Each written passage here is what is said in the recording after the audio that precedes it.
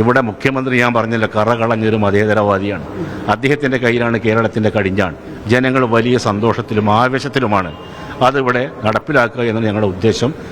ഒരു മതേതര രാജ്യം സംസ്ഥാനം കെട്ടിപ്പടുക്കുന്നതിന് വേണ്ടി നല്ല നല്ല പ്രവർത്തനങ്ങൾ സംഘടിപ്പിക്കുന്നതിന് വേണ്ടി നന്മയുടെ വഴിക്ക് സംസ്ഥാനത്തെ കൊണ്ടുപോകുന്നതിന് വേണ്ടി കേരളത്തിലെ വികസന സ്വപ്നങ്ങൾ സാക്ഷാത്കരിക്കുന്നതിന് വേണ്ടിയുള്ള ഒരു വലിയ പ്രവർത്തനം ഇവിടെ ഇനി തുടങ്ങാൻ പോവുകയാണ്.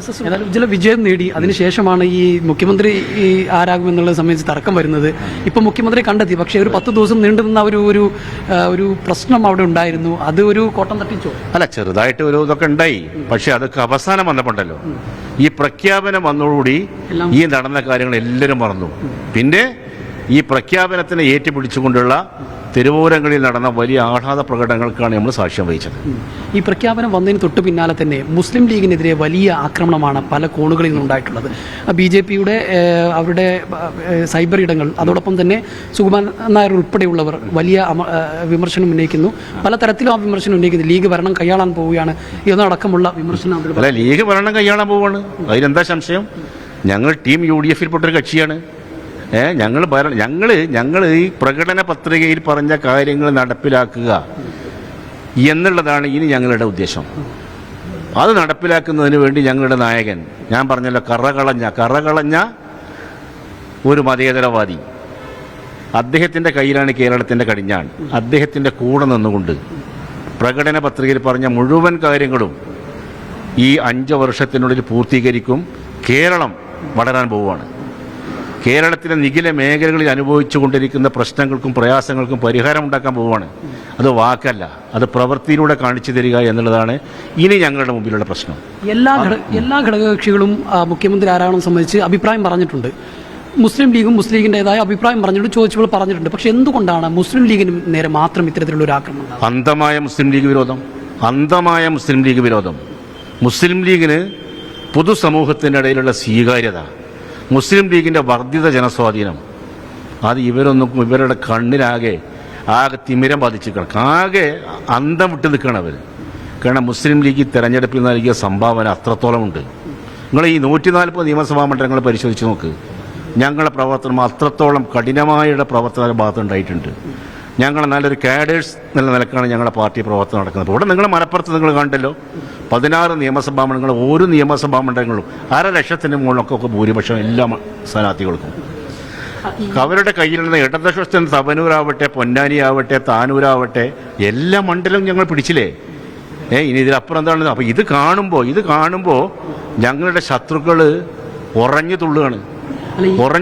ഇത്രയും വലിയ വിജയം പ്രസംഗം നടത്തുകയാണ്. ഇത്രയും വലിയ വിജയം നേടിയിട്ട് മുസ്ലിം ലീഗ് വർഗീയ പാർട്ടിയാണെന്ന് പറഞ്ഞു വെക്കാൻ ശ്രമിക്കുകയാണ് ചിലർ. അതെ, തീർച്ചയായിട്ടും അത് ഇവിടെ വിലപ്പോകൂല. ഞാൻ പറഞ്ഞു, അത് വിലപ്പോകൂല. ഇവർ കുറെ കൊല്ലങ്ങൾക്ക് മുമ്പ് തുടങ്ങിയതാണല്ലോ, ഇന്നൊന്നിനും തുടങ്ങിയതല്ലോ. അതിപ്പോൾ ജനങ്ങൾ മുഖവിലക്ക് എടുക്കില്ല.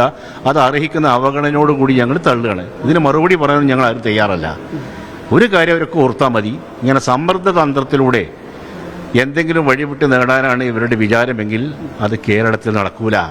ഇവിടെ മുഖ്യമന്ത്രി ഞാൻ പറഞ്ഞല്ലോ കറകളഞ്ഞൊരു മതേതരവാദിയാണ്. അദ്ദേഹത്തിൻ്റെ കയ്യിലാണ് കേരളത്തിൻ്റെ കടിഞ്ഞാൺ.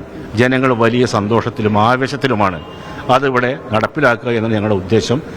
ഒരു മതേതര രാജ്യം സംസ്ഥാനം കെട്ടിപ്പടുക്കുന്നതിന് വേണ്ടി നല്ല നല്ല പ്രവർത്തനങ്ങൾ സംഘടിപ്പിക്കുന്നതിന് വേണ്ടി നന്മയുടെ വഴിക്ക് സംസ്ഥാനത്തെ കൊണ്ടുപോകുന്നതിന് വേണ്ടി കേരളത്തിലെ വികസന സ്വപ്നങ്ങൾ സാക്ഷാത്കരിക്കുന്നതിന് വേണ്ടിയുള്ള ഒരു വലിയ പ്രവർത്തനം ഇവിടെ ഇനി തുടങ്ങാൻ പോവുകയാണ്. NSS ഉൾപ്പെടെയുള്ള ആക്ഷേപിക്കുന്നത്, അതായത് മുസ്ലിം ലീഗിന്റെ സമ്മർദ്ദമായിരിക്കും ഇനി സർക്കാരിലെന്നാണ്. മുസ്ലിം ലീഗ് സർക്കാർ സമ്മർദ്ദം ചെലുത്തി ഒരു സർക്കാരിലും മുസ്ലിം ലീഗ് അവിഹിതമായിട്ടുള്ള ഒരു സമ്മർദ്ദവും ഇന്ന് വരെ ചെലുത്തിയിട്ടില്ല. ഞങ്ങൾ ആദ്യമായിട്ട് അധികാരത്തിൽ വരല്ല. ഇതിൻ്റെ മുമ്പ് മുസ്ലിം ലീഗ് അധികാരത്തിലുണ്ട്. ഞങ്ങൾ ഭരണ പങ്കാളിത്തം വഹിച്ചിട്ടുണ്ട്, പ്രതിപക്ഷത്തിരുന്നിട്ടുണ്ട്. അപ്പോഴൊക്കെ തന്നെ പ്രതിപക്ഷത്തിരിക്കുമ്പോൾ ക്രിയാത്മകമായിട്ട് പ്രതിപക്ഷമായിട്ട് ഞങ്ങൾ പ്രവർത്തിക്കും. ഭരണപക്ഷത്തിരിക്കുമ്പോൾ കേരളത്തിലെ ജനങ്ങളെ മുഴുവൻ ഒന്നായി കൊണ്ടുകൊണ്ട് അവരുടെ താല്പര്യം മുൻനിർത്തിയുള്ള പ്രവർത്തനമാണ് നാളിതുവരെ ഞങ്ങളുടെ മന്ത്രിമാർ ചെയ്തിട്ടുള്ളൂ, ഭരണീയർ ചെയ്തിട്ടുള്ളൂ. അത് ഇനിയും തുടരും. അതിൽ ആരസൂയപ്പെട്ടിട്ടും കാര്യമില്ല.